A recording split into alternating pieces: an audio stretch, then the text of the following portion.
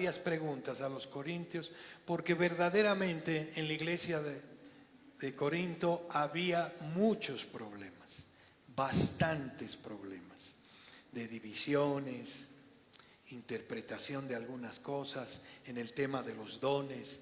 Les encantaban los dones más sobresalientes, ¿sí? Y eso lo hemos ido viendo poco a poco. Y Pablo hace un esfuerzo increíble para hacerles entender en amor a los corintios lo que él quería decirles.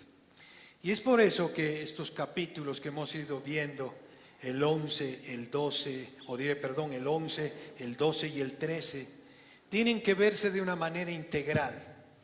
No pueden verse por separados, ¿sí? Cometeríamos un gran error si lo hacemos. Y es por eso que es lindo estudiar la palabra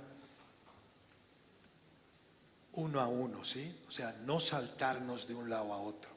Porque si no, podemos malentender las cosas que Pablo quería decirnos.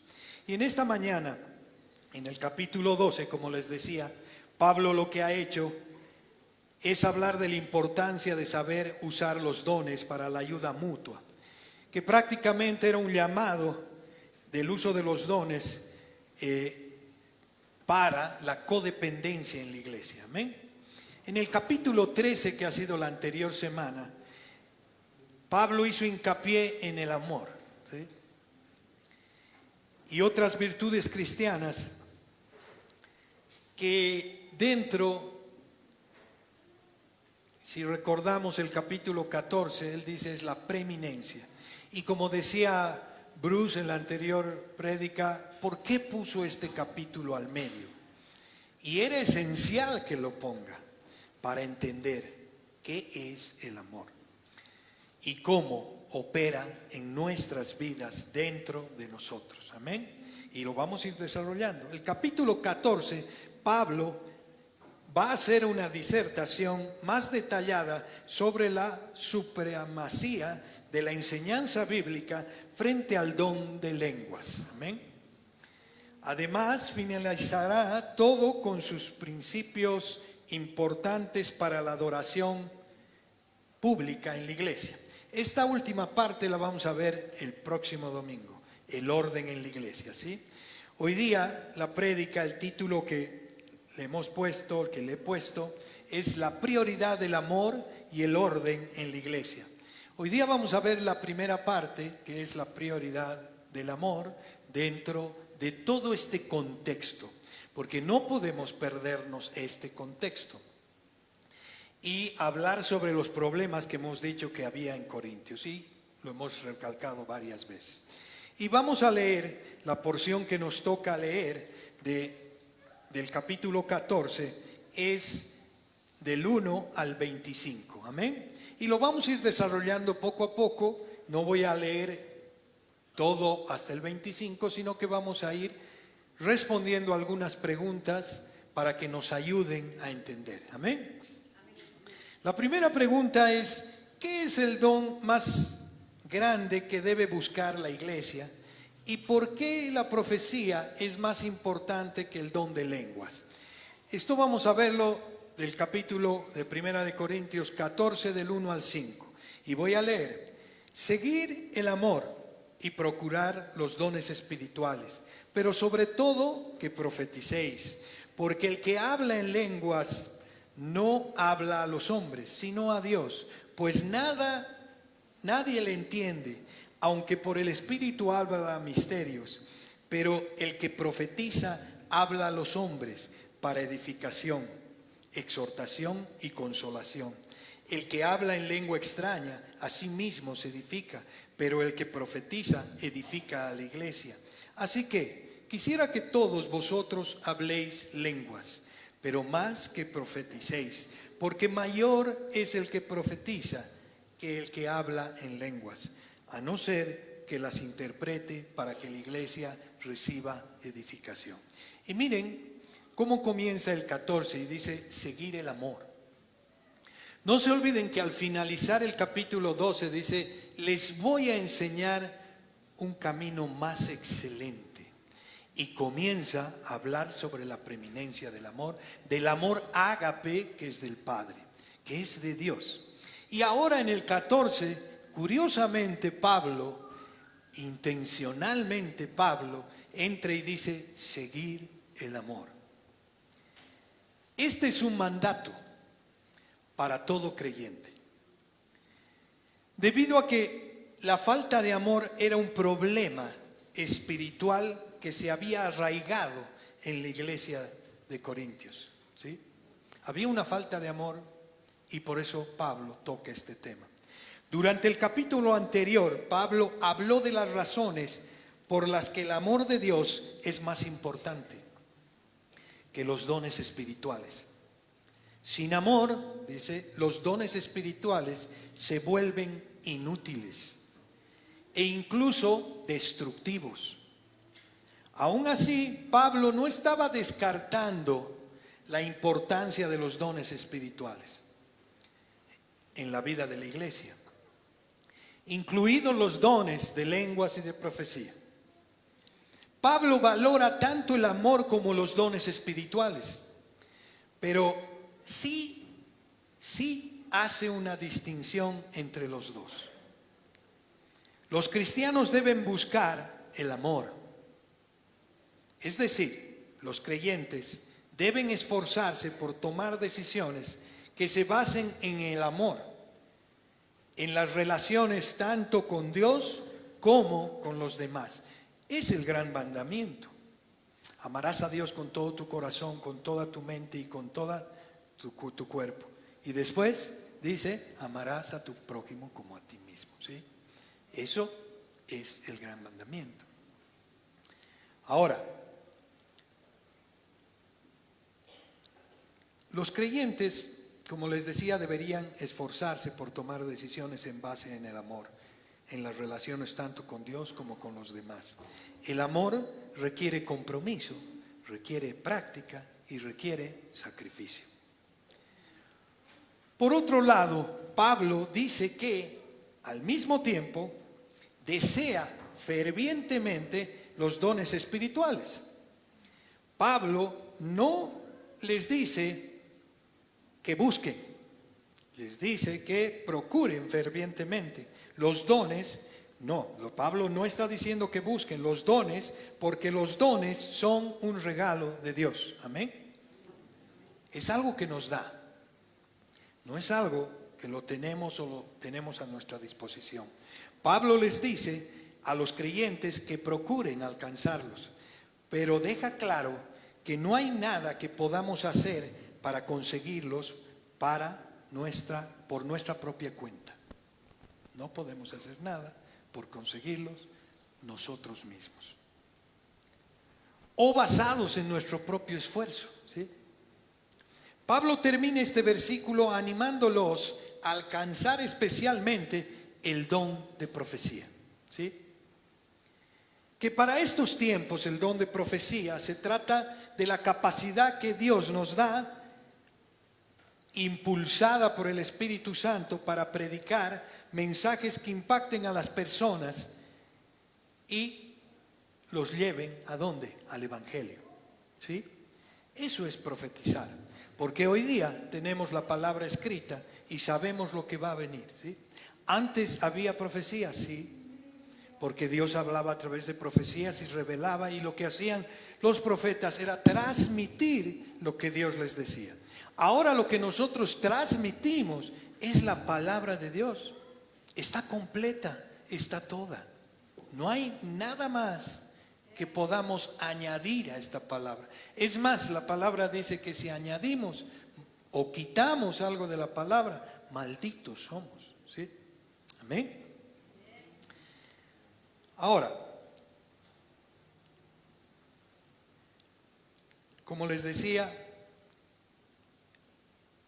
levanta el don de profecía o el de predicar la palabra. Y la profecía es un medio para escuchar la voz de Dios. Amén. Y transmitir a otros. Para eso nos sirve. La profecía, ¿qué hace? Edifica, exhorta, consuela a la iglesia. Amén. La profecía nos puede ayudar a guiar y a dirigir a la iglesia a una misión. ¿Sí? Más adelante vamos a hablar sobre la misión. ¿Cómo se manifiesta hoy la profecía? A través de la predicación y de la enseñanza. A través de la oración y la intercesión. A través de la consejería y el discernimiento. Amén. Después en este mismo versículo nos dice, en esta porción, en estos versículos que hemos leído, hablar en lenguas. Lenguas viene, o sea, viendo en la Biblia, podemos ver dónde se habla en la Biblia de lenguas. En Hechos, que todos lo conocemos, no voy a entrar al versículo, pero ustedes tienen el deber de revisarlo, que está en el capítulo 2, de 4 al 12, en Pentecostés. Los discípulos hablaron en lenguas comprensibles para los presentes que provenían de diferentes países. Amén. En 1 Corintios 14, 10 y 11, que lo vamos a ver más adelante, Pablo menciona que si alguien habla en una lengua desconocida, debe haber interpretación para que los demás puedan entender, ¿sí? Para dejarlo claro. Ahora, ¿cuáles son los argumentos para decir que estas lenguas siempre se refieren a idiomas? Es la comunicación efectiva. Amén. El hablar en lenguas permitió a los discípulos comunicarse efectivamente con personas de diferentes idiomas en Pentecostés. Idiomas desconocidos. La Biblia menciona que los discípulos hablaron en lenguas desconocidas para ellos, pero comprensibles para los demás. Amén. Eso es un don. Puedo hablar algo que yo no estoy entendiendo, pero hay alguien que me entiende, porque es un idioma, un lenguaje. Puedo estar hablando en inglés ahorita, y alguien que sabe inglés me va a entender. Amén. Propósito de los misioneros cuando van las misiones. Esa es una evidencia. El hablar en lenguas facilitó que la predicación de la palabra, la predicación del evangelio a personas de diferentes idiomas y culturas.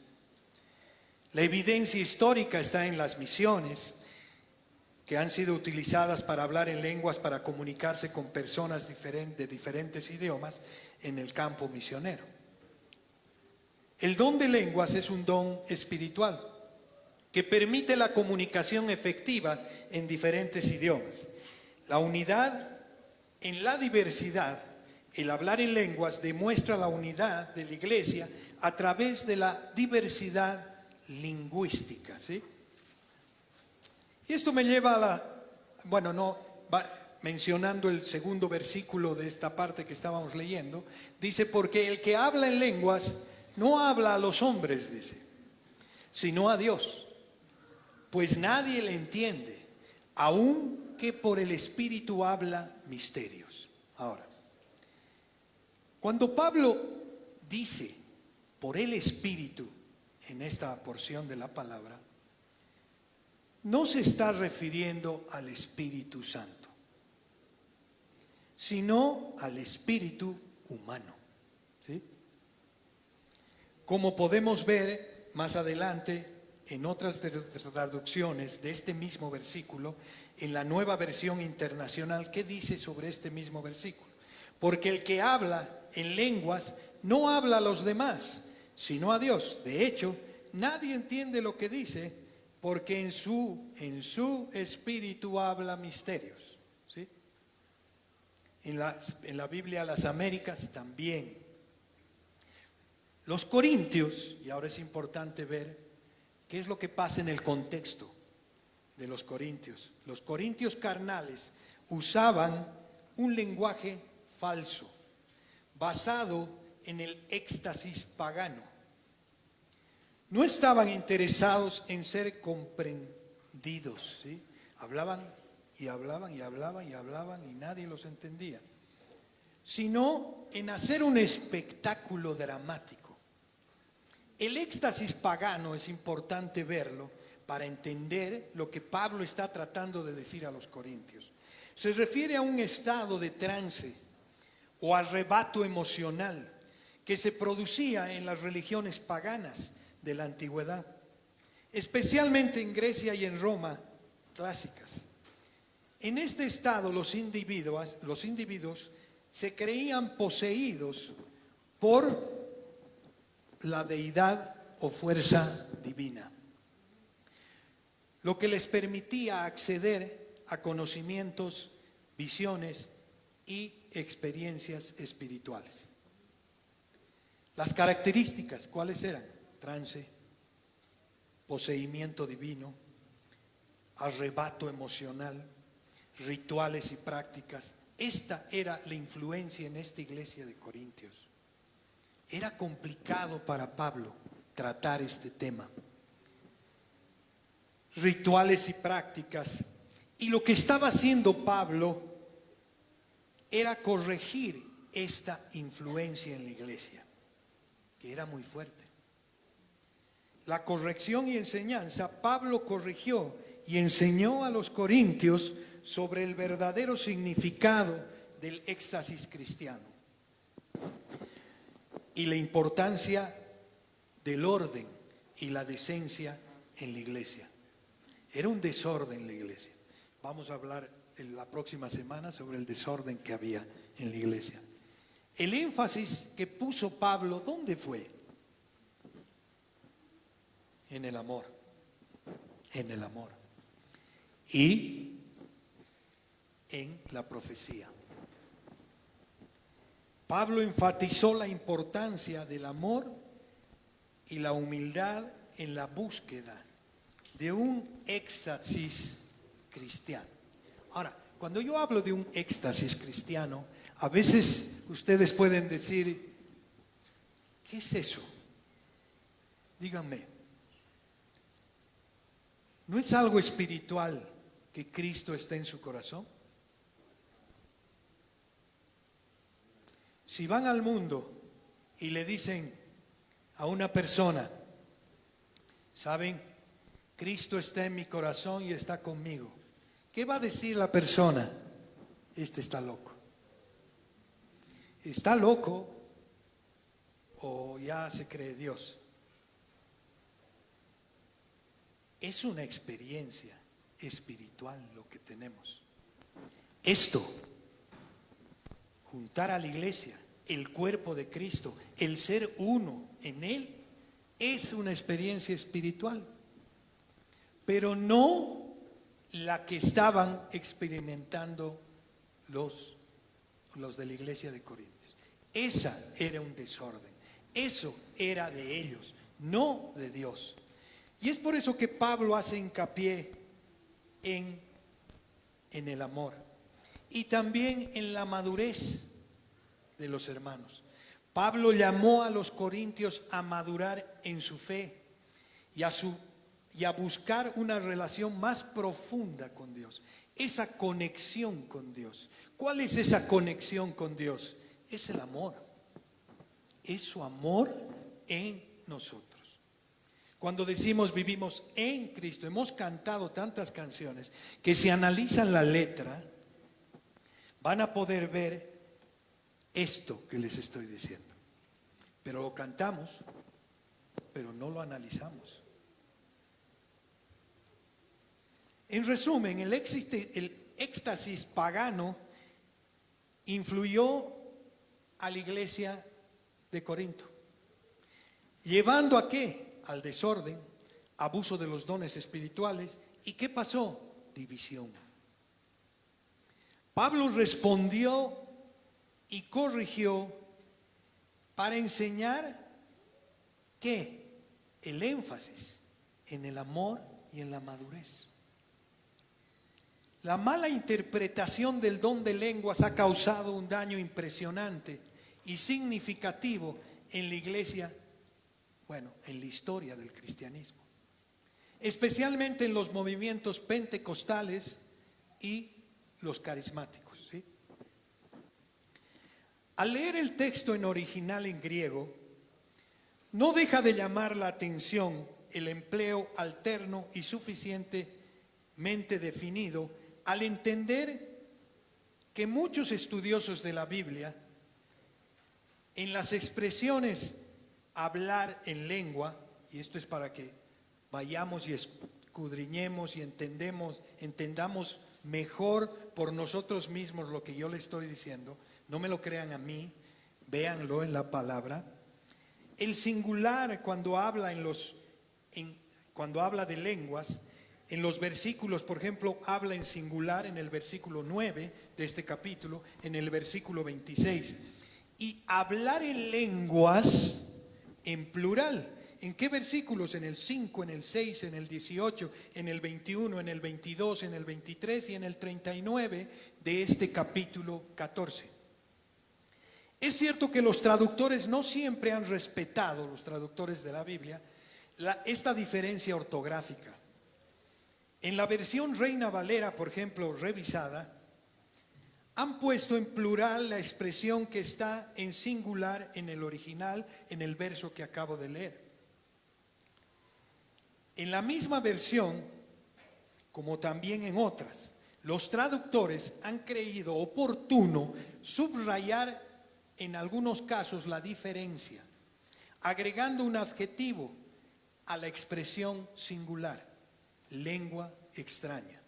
Están también en el capítulo 14, en el 4, en el 13 y el 27.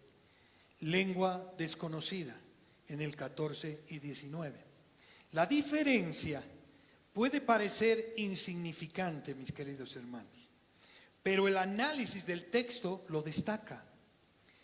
En primer lugar, cabe señalar que mientras la expresión hablar en lengua en singular está siempre seguida por observaciones negativas o restricciones que hace Pablo. Cuando habla en singular, comienza la corrección. La frase hablar en lenguas en plural aparece generalmente bajo un aspecto positivo. Por ejemplo, en el versículo 5 dice: quisiera que todos vosotros habléis en lenguas, versículo 5. El versículo 39, doy gracias a Dios que hablo en lenguas más que todos vosotros, o el 18, perdón. Y el 39, de aquí que se llega a la conclusión, no impidáis hablar en lenguas.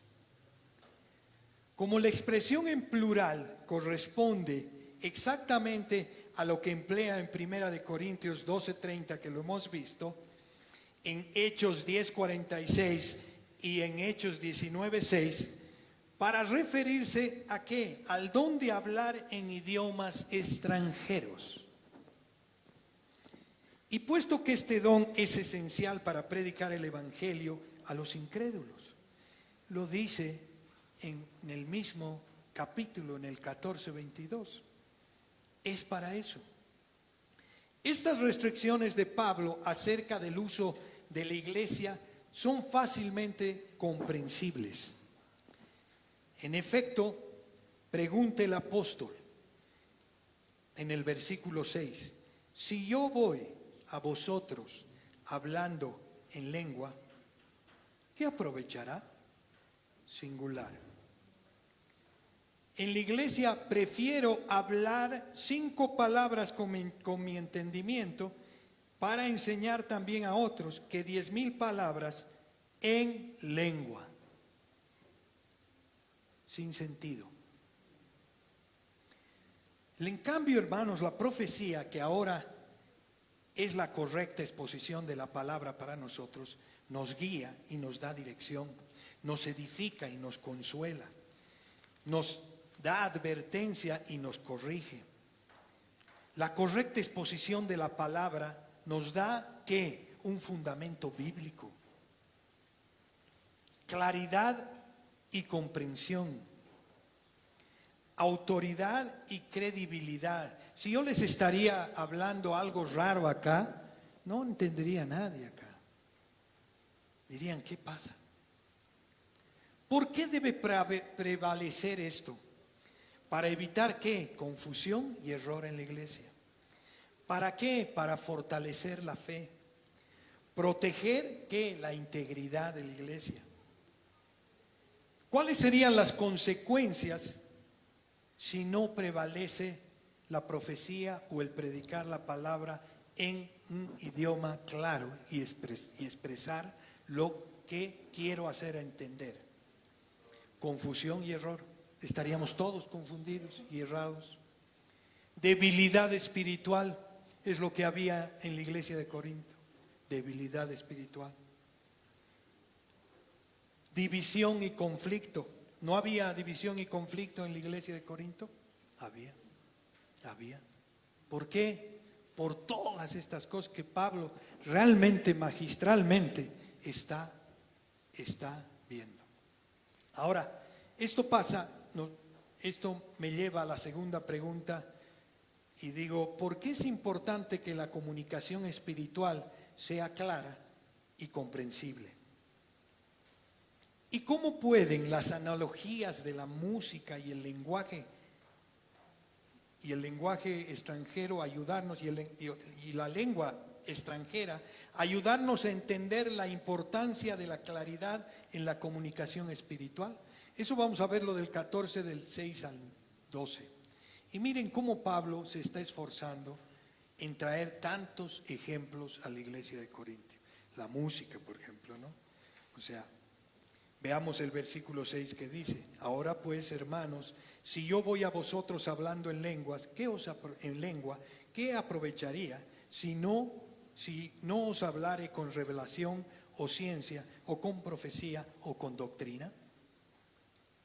Pablo está haciendo un énfasis que hablar en lengua extraña, no en idiomas, sin propósito o contenido, no es útil. Eso les está diciendo. ¿Para qué? Para la iglesia.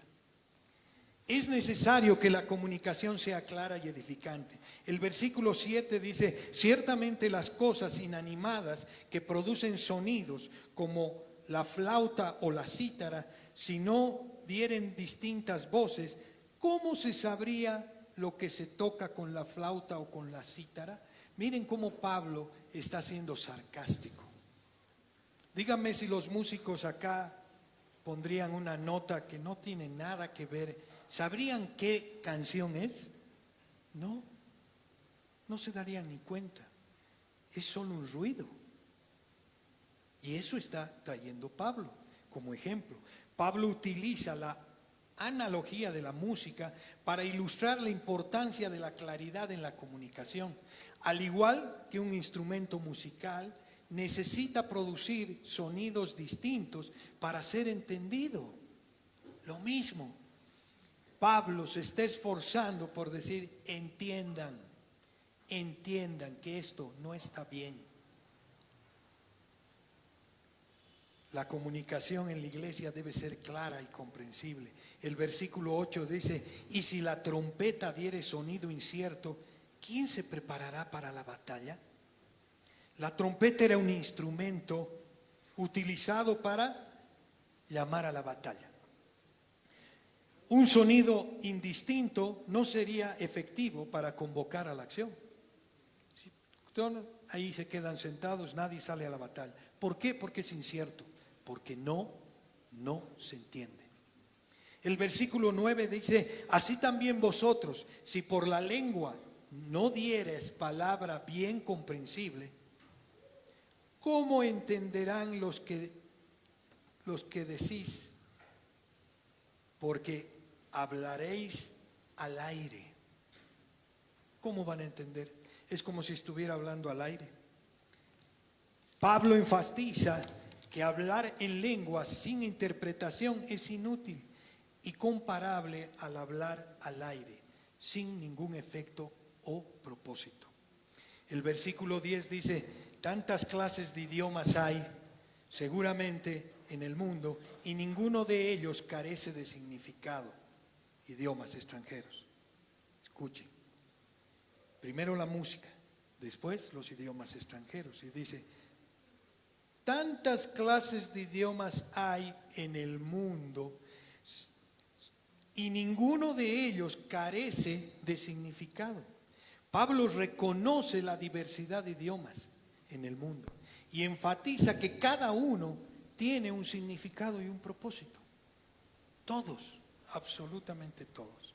El versículo 11 dice: pero si yo ignoro el valor de las palabras, seré como extranjero para el que habla, y el que habla será como extranjero para mí. Pablo está ilustrando acá la importancia de la comprensión en la comunicación. La comunicación es fundamental para nosotros. Si no somos claros en la comunicación, no vamos a ir al mismo ritmo o lugar. Nos vamos a dividir. El versículo 12 dice: así también vosotros, pues, que anheléis dones espirituales, procurad abundar en ellos para edificación de la iglesia. ¿Sí? ¿Para qué son los dones? Para edificación de la iglesia. Si yo hablo en un lenguaje extraño y nadie entiende, ¿se edifica la iglesia? No se edifica, porque nadie entiende. Pablo anima a los corintios a apreciar los dones espirituales, pero con el propósito de edificar a la iglesia, no solo para satisfacer sus propias ambiciones, ¿sí? En la iglesia de Corinto había mucho egoísmo. La comunicación efectiva, mis queridos hermanos, es lo más importante. En nuestra vida diaria la comunicación es fundamental para construir relaciones, resolver problemas y crecer como personas. Si no sabemos comunicarnos, no vamos a conseguir absolutamente nada, nunca. Peor, a veces nos comunicamos en un lenguaje apropiado que nos entendemos, y aún así no nos entendemos, aún así tenemos malas interpretaciones, aún así, imagínense si fuera una lengua extraña, ahí sí no entiendo nada. No entiendo nada. Pablo nos recuerda que la comunicación en la iglesia debe ser clara y comprensible. No basta con hablar en lengua si no entienden su significado. En lengua está refiriéndose a esa forma extraña que tenían los corintios de referirse. Pablo está hablando a lo más profundo de los corazones, ¿sí? De nuestro corazón. Si allí no está el amor de Cristo, no sirve para nada. Es por eso que Pablo hizo tanto hincapié en el capítulo 13 y les recordó a los corintios. Y esto nos lleva a la pregunta 3 y dice: ¿cómo puede la iglesia utilizar los dones espirituales para edificar a los creyentes? ¿Y qué papel juega la interpretación de lenguas para beneficio de la iglesia? Y voy a leer del 13 al 19 de este capítulo 14, que dice: por lo cual el que habla en lengua extraña pida en oración poder interpretarla. Porque si yo oro en lengua desconocida, mi espíritu ora, pero mi entendimiento queda sin fruto. ¿Qué pues? Oraré con mi espíritu, pero oraré también con el entendimiento. Cantaré con el espíritu, pero cantaré también con el entendimiento. Porque si bendices solo con el espíritu, el que ocupa lugar de simple oyente, ¿cómo dirá el amén a tu acción de gracias? Pues no sabe lo que has dicho, porque tú a la verdad bien das gracias, pero el otro no es edificado. Doy gracias a Dios que hablo en lenguas más que todos vosotros, pero en la iglesia prefiero hablar 5 palabras con mi entendimiento para enseñar también a otros que 10,000 palabras en lengua desconocida. Amén. Pablo acá otra vez está usando el sarcasmo. El hablar en lenguas adulteradas. Por eso acá emplea el singular, no el plural, como hemos visto anteriormente, el cual se refiere al don falsificado que tenían los corintios. Habla aquí en términos hipotéticos para ilustrar la necesidad de hablar en una especie de verborrea extática. ¿Qué quiere decir eso? Es un trastorno del habla caracterizado por la producción excesiva y acelerada de palabras, a menudo acompañada de una disminución en la coherencia y claridad del mensaje. Yo no sé si han escuchado hablar en otros lados esas lenguas extrañas. Y es lo que dice acá, esa verborrea extática. Son no se entiende absolutamente nada. Y si ustedes entran al internet y busquen en el YouTube, hay clases para aprender a hablar así. Es impresionante. Y bueno, cuando uno tiene que estudiar la palabra, tiene que estar completamente convencido por el Espíritu Santo de que realmente ahí no hay amor de Dios. No está. Ahí está la soberbia del hombre. Ahí está el egoísmo por querer hacerse ver como más espirituales. Mentira, mentira. Es bueno decir la verdad y la verdad nos hace libres. Es bueno corregir como lo que está haciendo Pablo, en amor. Pablo hablaba muchos idiomas extranjeros.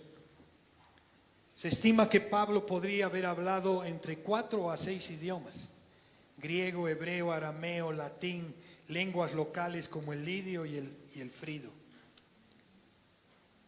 Es importante destacar cómo Pablo va observando, corrigiendo en amor y les dice: si ustedes siguen haciendo esto, voy a hacer algo que Pablo les está queriendo decir entre líneas. Si ustedes piensan que esto es verdad, entonces ustedes no conocen el verdadero amor. Están mintiéndose. Y eso es importante. Para mí ha sido revelador entender esa gran verdad. Liberador, porque mucha gente está confundida. Y claro, se van donde, bueno, hay maestros que les dicen que eso es correcto. Es más, que hablan. Es más, enseñan cómo van a poder entrar al YouTube y verlo. Véanlo por ustedes mismos.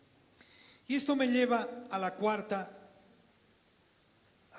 pregunta, que dice: ¿cómo pueden los dones espirituales ser utilizados para atraer a los no creyentes a la iglesia?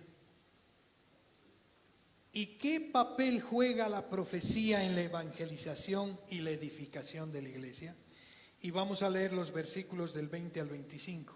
Hermanos, no seáis niños en el modo de pensar, sino sed niños en la malicia, pero maduros en el modo de pensar. En la ley está escrito: en otras lenguas y con otros labios hablaré a este pueblo, y aún así ni aún así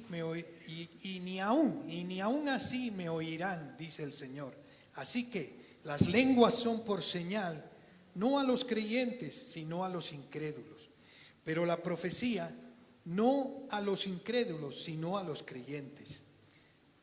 Si pues toda la iglesia se reúne en un solo lugar y todos hablan en lenguas y entra indoctos o incrédulos, ¿no dirían que estáis locos?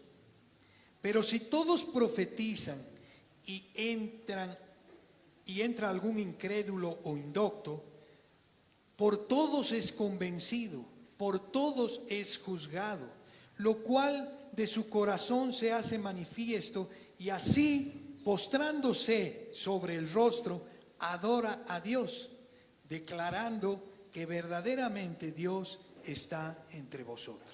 ¿Qué está exaltando acá?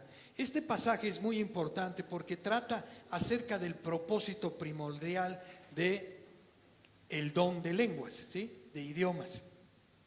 Pablo ya indicó con claridad que esto no era algo que todos los creyentes hicieran, porque había sido dado a ciertos individuos por Dios en su soberanía. Cuando habla de lenguas está hablando de idiomas, al igual que todos los demás dones. Además, no estaban relacionados, esto es importante, estos dones de lenguas relacionados con el bautizo en el Espíritu Santo. Amén. No, nada que ver. Porque hay muchos lugares donde enseñan que hay el bautizo del Espíritu Santo y que cuando recibes el bautizo del Espíritu Santo comienzas a hablar en lenguas. No es una señal de espiritualidad, ¿sí? Eso hubo en Pentecostés, sí, pero eran idiomas. Es importante recalcar. Y aquí dice, sed niños en la malicia, pero maduros en el modo de pensar. La mayoría de los creyentes en Corinto era lo opuesto de lo que Pablo describe acá. Tienen demasiada experiencia en la maldad y les faltaba una gran medida de sabiduría. Amén. La madurez y el entendimiento son esenciales para la comprensión y uso adecuado del don de lenguas, idiomas.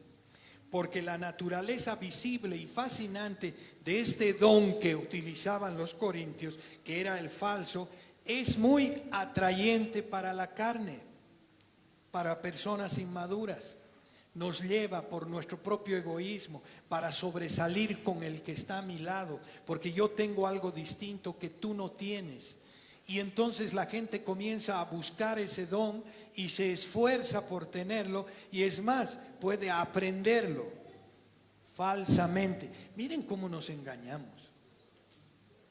Cuán fácil es engañar a nuestro corazón. Y con razón la palabra dice que lo más engañoso que tenemos es nuestro corazón. Es nuestro corazón. Esta lengua extraña, el lenguaje que habla acá, está hablando de idiomas, porque en Isaías 28:11 les dice que vendrá una nación que hablará un idioma que ellos no entenderán, pero es un idioma, no es una lengua extraña, ¿sí? Que es como una señal. Eso les dice a su pueblo. En cambio, la profecía, no a los incrédulos. ¿Qué es la profecía? No es solo para los incrédulos, sino a los creyentes. ¿Y qué dice? Procurad el don de profecía, el de hablar el evangelio. Para comprender la insistencia de Pablo, porque estaba siendo súper insistente, y ustedes pueden ver cómo voy tocando, porque todo el capítulo se trata de las lenguas,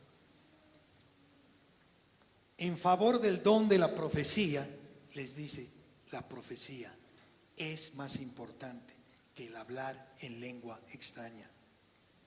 A todos los corintios. Y no solo les dice a los corintios, nos dice a nosotros, para mirar nuestro corazón.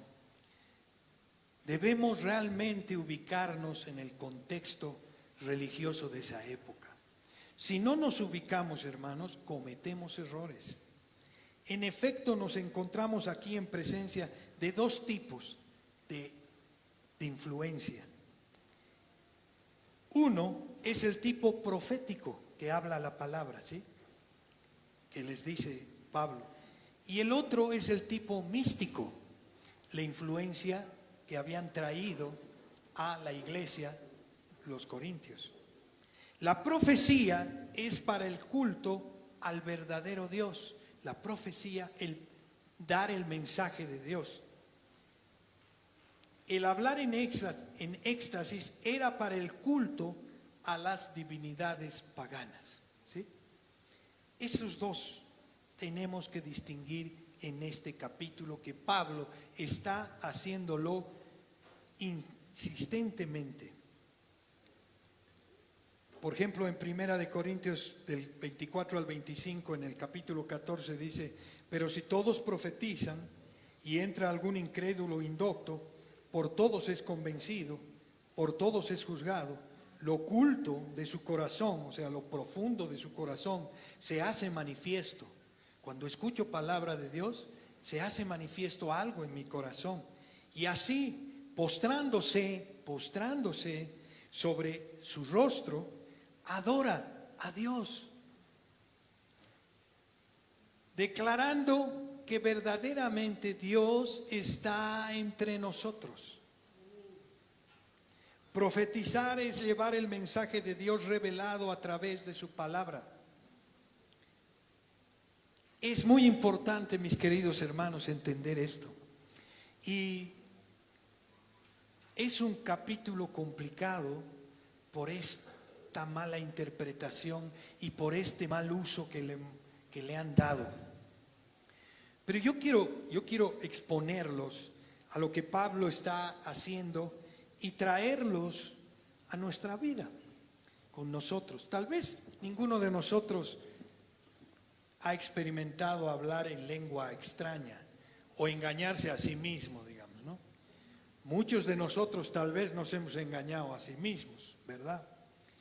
Pero tal vez no solo eso, sino ir un poquito más allá, un paso más allá.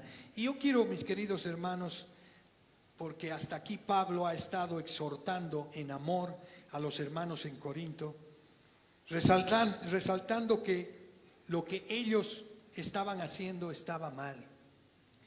Estaban siendo orgullosos, egoístas y no estaban cumpliendo con la misión, ¿sí?, de llevar la palabra, de profetizar. Y que la verdad no se notaba que el amor de Dios estaba entre ellos. Por eso dedicó todo un capítulo. Pero para que podamos entender un poco mejor en nuestro contexto, nosotros podemos, o yo les traigo una situación hipotética, pero real en nuestro día, en nuestro mundo de hoy que vivimos entre cristianos y no cristianos en este mundo. ¿Qué haríamos si nosotros algún día vamos a una boda? Los voy a poner en una situación hipotética. Y está sentada ahí una persona y me acerco y comienzo a charlar, nunca le he visto. ¿Y qué le pregunto? ¿Cuál es la primera pregunta que le digo? ¿A qué te dedicas? ¿Cómo estás? ¿Qué haces en la vida? ¿Sí?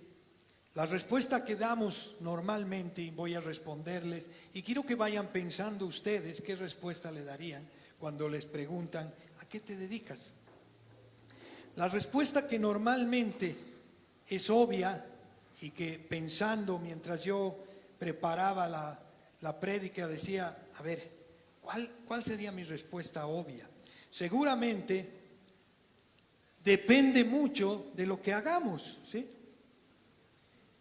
Y eso nos condiciona nuestra respuesta. Yo puedo decir, soy abogado, ¿sí? Trabajo en una firma de abogados aquí en La Paz.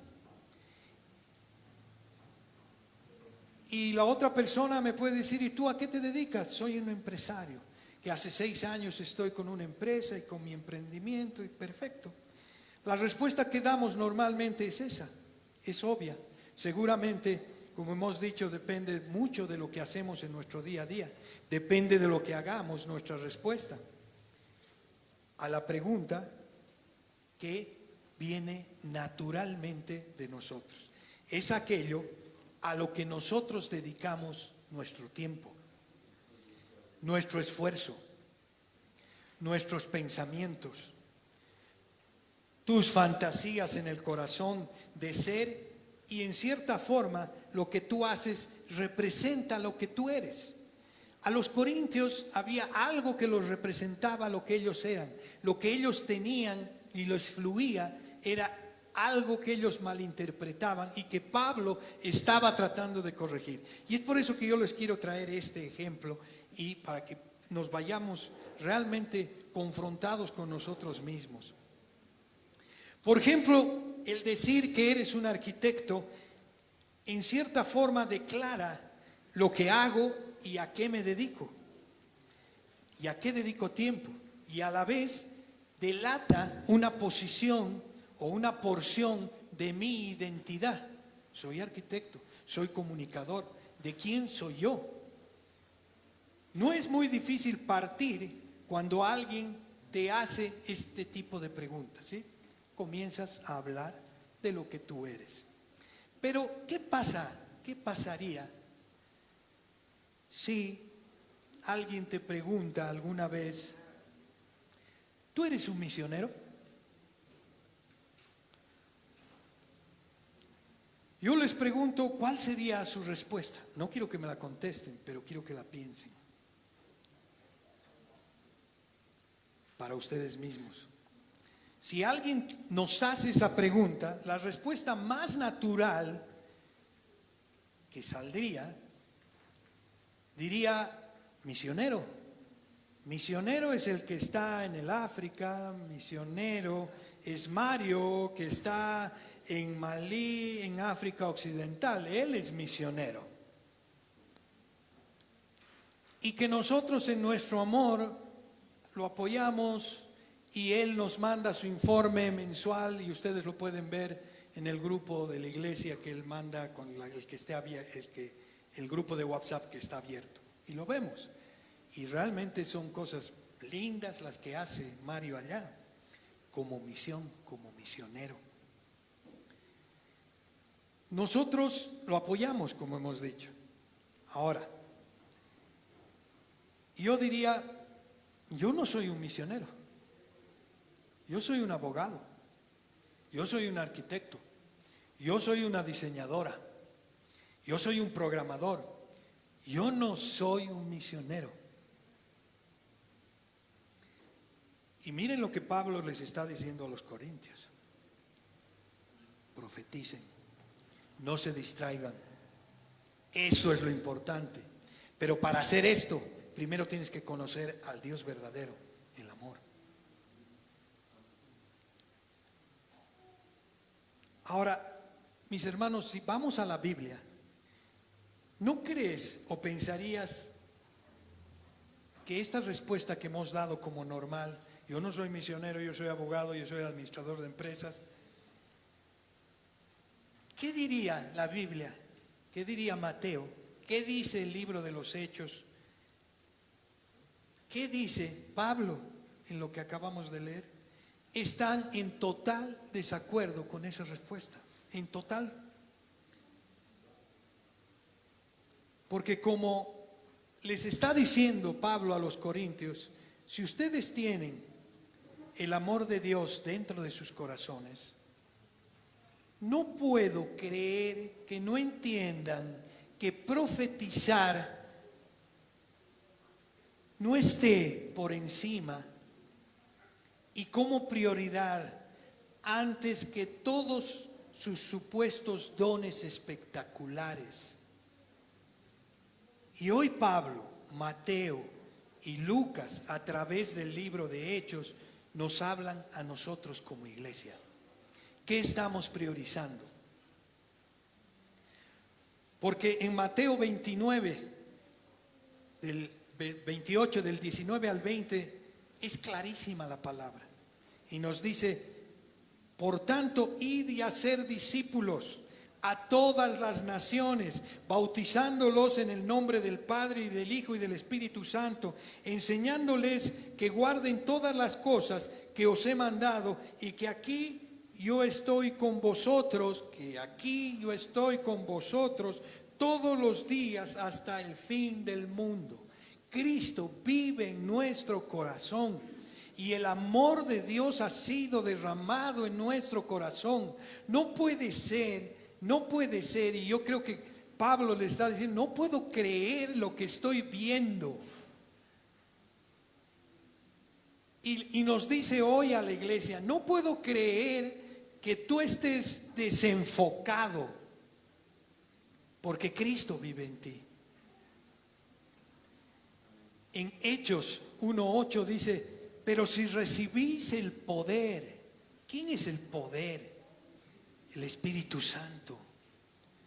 Cuando haya venido entre vosotros el Espíritu Santo, y me seréis testigos testigos en Jerusalén, en toda Judea, en Samaria y hasta lo último de la tierra.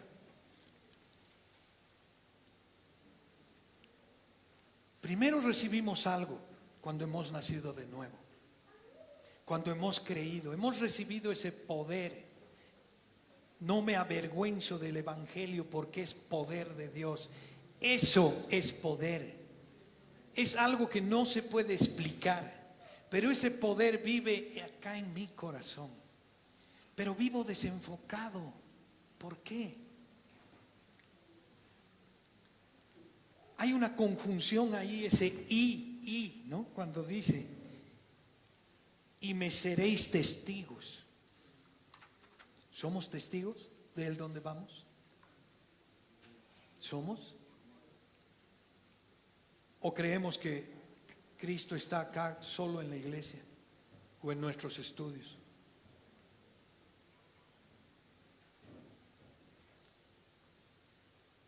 Así que es inevitable, mis queridos hermanos, si hemos recibido el amor, el Espíritu Santo, es inevitable.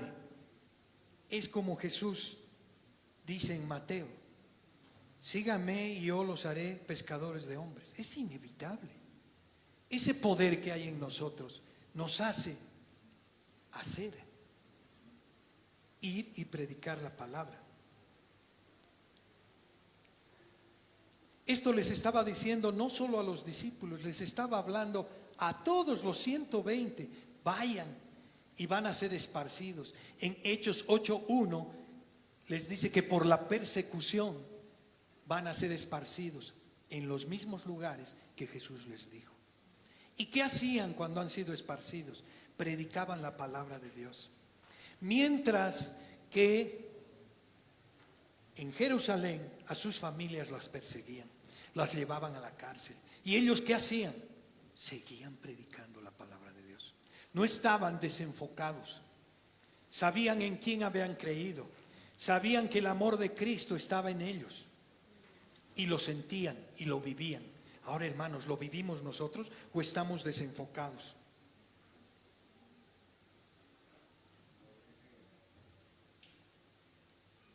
Todos están haciendo algo. Todos están siendo testigos. Todos están hablando a otros de lo que Cristo ha hecho. Y yo quiero, a mí me edifica mucho el leer de gente que realmente ha hecho y está predicando la palabra de Dios en otros lugares, en lugares donde hay mucho riesgo. Y quiero leer lo que habla esta persona que es Karen Watson, que tenía 38 años de edad y fue muerta por los terroristas cuando fue y predicó la palabra. Y dio en su iglesia una carta antes de irse y le dice: si no vuelvo de la misión, ábranla. Si vuelvo, no la abran. Y miren, hay algo que hermoso al escuchar cuando abrieron la carta. ¿Qué dice esa carta? Yo quiero que reflexione. Dice: no fui llamada a un lugar. Misiones. No, eso hacen ellos. No fui llamada a un lugar. Fui llamada a Él. ¿Quién es Él? Cristo. Fui llamada a Él. Obedecer su mandato fue mi objetivo. Sufrir por Él fue mi experiencia. Su gloria es mi recompensa. La carta de esta mujer termina diciendo esto: el corazón de un misionero ama más de lo que otros consideran sabio, arriesga más de lo que otros consideran prudente, sueña más de los que otros consideran realista y esperan más de lo que otros consideran posible. Ahora, mis hermanos, reemplacen en esa carta donde dice misión y pongan cristianos. Dios nos ha dado una misión por encima de todo. Lo que Pablo estaba tratando de decirles es: si ustedes no entienden que el amor de Dios ha sido derramado, como dice en Romanos 5:5, dice, porque el amor de Dios ha sido derramado en nuestros corazones por el Espíritu Santo que nos fue dado. ¿Tenemos el amor de Dios en nuestros corazones? ¿Y por qué nos desenfocamos? ¿Por qué seguimos buscando nuestros sueños? ¿Saben? Esta mañana, no, ayer, y ya voy a terminar con esto, y yo quiero ponerles un ejemplo vivido ayer, precisamente. Mis hijos, mi esposa no está ahora, está en un campamento con mis hijos, se han levantado a las 6 de la mañana, mis hijos primero, y yo veía a mis chiquititos, a mi Ezequiel, que tiene 11 años, y me decía, papá, te amo, te voy a extrañar. No me lo ha repetido una vez, me lo ha repetido como 4 veces. Pero su motivación interna no es que me ama a mí, es su alegría de ir a ese campamento. ¿Estaba mal lo que me estaba diciendo que me ama? No. Pero esa subida y bajada que hay en nuestros corazones nos complica. Porque el amor de Dios derramado en nuestros corazones debería estar siempre como preeminencia en nuestros corazones y no fluctuante como mi hijo. Me ama hoy, pero mañana cuando le digo vamos a hacer tareas, no me ama.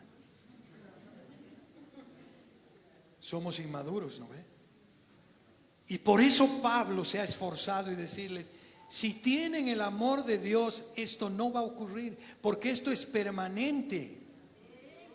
Yo necesito maravillarme, conocerlo a Él, para poder ver el amor de Dios en mi vida. Eso es. No importa los dones, porque son de Él. Cuando conozca el verdadero amor derramado en mi corazón, eso es lo que Él quiere. Si no, no voy a poder cumplir nunca el gran mandamiento. Amarás a Dios con todo tu corazón y con toda tu mente. Si yo quiero amar primero a mi esposa, a mis hijos, antes que a Dios, no lo voy a lograr nunca, nunca. Porque primero me alineo verticalmente para amar horizontalmente. Amén. Amén, mis hermanos. Pongámonos de pie, hermanos. Pongámonos de pie. Oraremos. La próxima semana vamos a ver el orden en la iglesia. Pero yo quiero que se vayan con esto en su cabeza y que realmente vean su corazón. Vean por qué estamos y qué nos está maravillando, que nos está opacando el amor de Dios. Amén. Bendito Dios. ¿Qué podemos decirte, Señor? Cuando miro mi corazón, Señor, realmente veo que muchas de mis motivaciones, aunque parezcan buenas, son malas. Porque no eres tú. Muchas de ellas estoy yo. Y te pido perdón, Señor. Examínanos, Señor, nuestro corazón. Revela lo que hay en nuestro corazón engañoso. Queremos verte a ti, maravillarnos. Lo que has hecho en la cruz, Señor, es espectacular, es maravilloso. ¿Qué me ha cautivado, Señor, más que tú, Señor? Tal vez deben haber muchas cosas. Y es porque no te estoy buscando como tú quieres que lo haga. Lo que tú has hecho en mi vida, en nuestras vidas, Señor, es espectacular. Vivir y caminar en ti es excepcional. Quiero ser tu testigo, Señor. Quiero reflejar tu amor por donde vaya. Quiero que seas tú y no yo. Quiero que cuando esté en el juicio,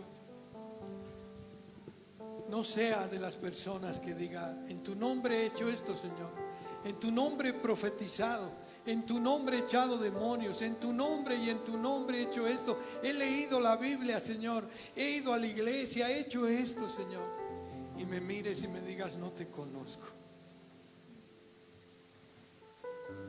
¿Cuánto golpea mi corazón eso, Señor? No por miedo, Señor, sino porque debo entender mi corazón. Debo hacer las cosas correctas con la motivación correcta.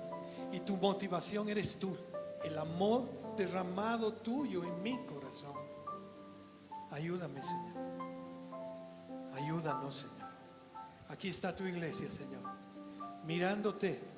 No quiero retirar los ojos de ti, Señor Jesús. En ti hay salvación, en ti hay santificación, en ti hay perdón. En mí no hay nada sin ti. Gracias, Señor, en el nombre de tu Hijo Jesús. Amén y amén.